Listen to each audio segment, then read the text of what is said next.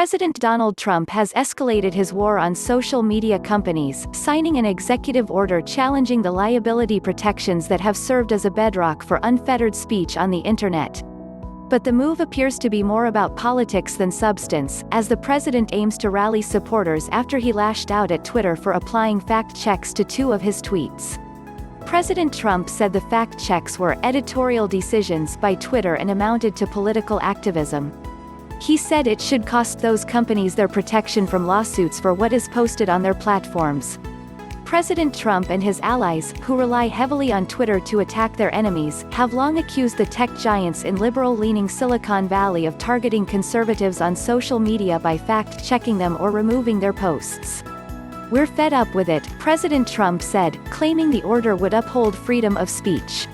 It directs executive branch agencies to ask independent rule-making agencies including the Federal Communications Commission and the Federal Trade Commission to study whether they can place new regulations on the companies, though experts express doubts much can be done without an act of Congress. They've had unchecked power to censor, restrict, edit, shape, hide, alter virtually any form of communication between private citizens or large public audiences, President Trump said of social media companies as he prepared to sign the order. "There is no precedent in American history for so small a number of corporations to control so large a sphere of human interaction." President Trump and his campaign reacted after Twitter added a warning phrase to two Trump tweets that called mail-in ballots fraudulent and predicted mailboxes will be robbed. Under the tweets, there is now a link reading "Get the facts about mail-in ballots" that guides users to a page with fact checks and news stories about President Trump's unsubstantiated claims. President Trump accused Twitter of interfering in the 2020 presidential election and declared, "As president, I will not allow this to happen." His campaign manager, Brad Parscale, said Twitter's clear political bias had led the campaign to pull all our advertising from Twitter months ago.